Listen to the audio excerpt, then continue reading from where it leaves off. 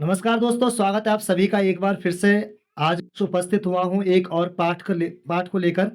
पाठ का नाम है विशेष लेखन स्वरूप और प्रकार। तो चलिए बिना देरी किए पाठ को शुरू करते हैं। पाठ को शुरू करने से पहले मैं आपको विश्वास दिलाता हूँ, यदि आप इस वीडियो को ध्यानपूर्वक सुनते हैं और देखते हैं, तो आपको इस पाठ में किसी भी प्रकार की कोई समस्या होने वाली नहीं है। तो चलिए बिना देरी किए पाठ को शुरू करते हैं।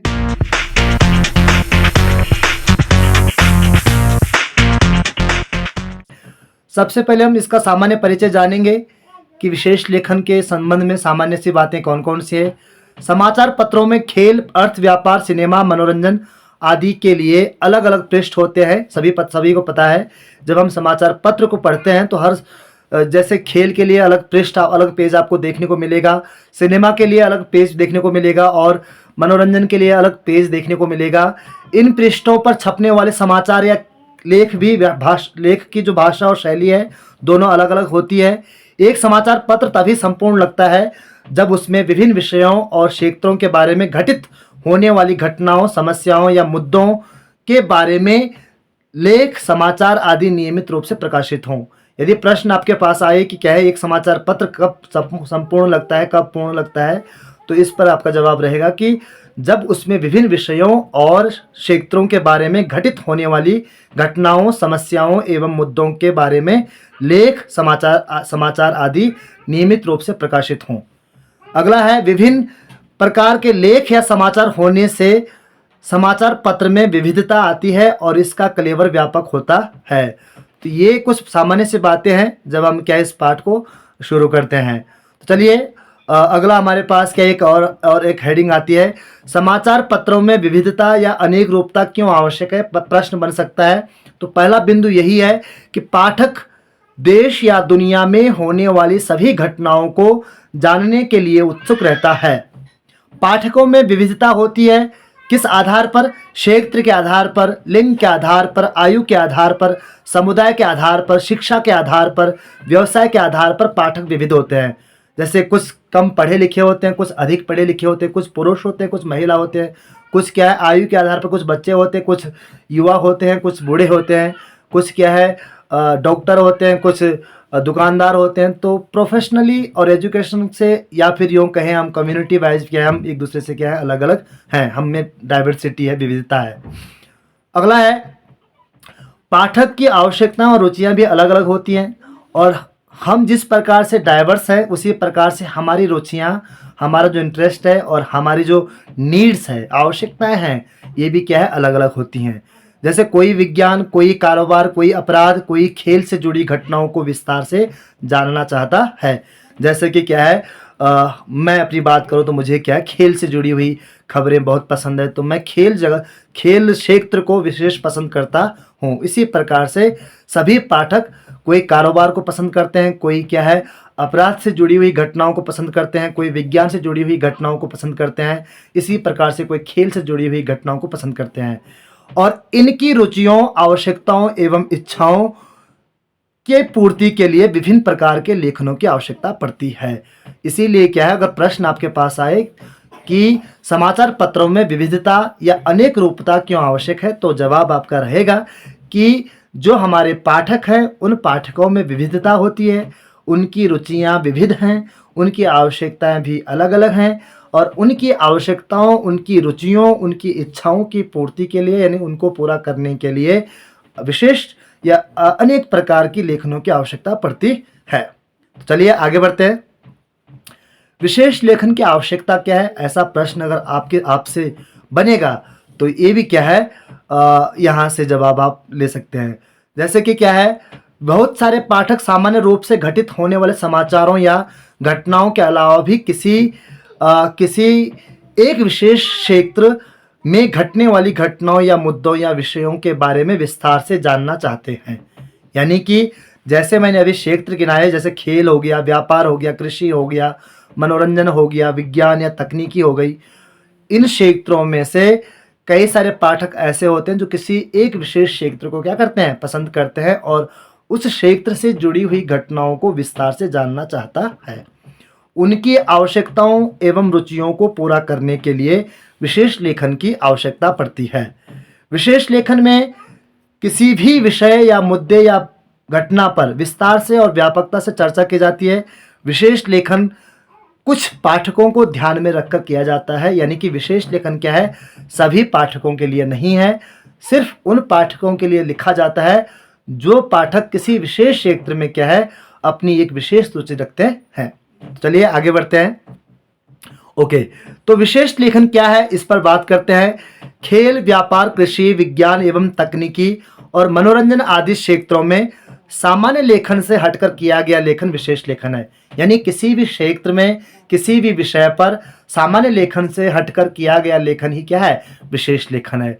विशेष लेखन की भाषा और शैली दोनों अलग अलग होती हैं, क्योंकि हर क्षेत्र की अपनी एक शब्दावली होती है और उसका ज्ञान होना क्या है, आवश्यक है। अगली बात करते हैं, विशेष लेखन के लिए विशेषज्ञता आवश्यक है, यानी विषय की गहरी समझ होनी आवश्यक है। यानी जब आप विशेष लेखन करते हैं तो आपको विशेष लेखन या उस विषय के बारे में विशेष लेखन करने के लिए क्या है, अच्छी जानकारी होनी चाहिए। अगला पॉइंट है, विशेष लेखन कोई भी विषय का जानकार लेखक कर सकता है। यह आवश्यक नहीं है कि विशेष लेखन करने के लिए आपका पत्रकार होना आवश्यक है, बिल्कुल भी नहीं। आप यदि विषय के विशेषज्ञ हैं, जानकार हैं, तो आप भी विशेष लेखन कर सकते हैं। तो चलिए आगे बढ़ते हैं, बात करते हैं बीट रिपोर्टर और डेस्क। बीट में और डेस्क में क्या अंतर है, इस पर हम विचार करते हैं। बीट की बात करें तो पत्रकारों की रुचि और ज्ञान के आधार पर उनके बीच में काम का विभाजन किया जाता है, इसे बीट कहते हैं। यानी कि जितने भी पत्रकार हैं उनकी रुचि और उनकी आवश्यकता के आधार पर उनको काम दिया जाता है और उसी क्षेत्र में, जिस क्षेत्र में उनको काम करना पड़ता है, उसको हम एक बीट कहते हैं। किसी भी क्षेत्र में काम करने वाले पत्रकारों के समूह को पत्रकारिता की भाषा में बीट कहते हैं। आप दूसरे शब्दों में भी क्या है, लिख सकते हैं। उस क्षेत्र में घटने वाली सभी घटनाओं की रिपोर्टिंग की जिम्मेदारी और जवाबदेही उस पत्रकार की होती है। बिल्कुल, यदि आपको क्या खेल बीट मिली हुई है तो आप खेल से जुड़ी हुई जितनी भी घटनाएं होती हैं उसकी जवाबदेही और उसकी जिम्मेदारी क्या है, आपकी होगी।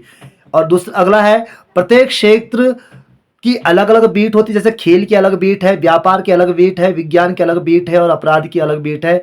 ऐसे अनेक क्षेत्र हैं और हर क्षेत्र की अपनी एक बीट होती है।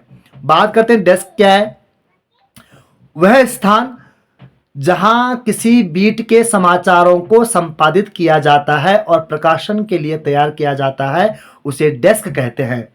डेस्क पर पत्रकार, संपादक और अन्य कर्मचारी काम करते हैं। यहाँ समाचार की गुणवत्ता, सत्यता और प्रासंगिकता की जांच की जाती है।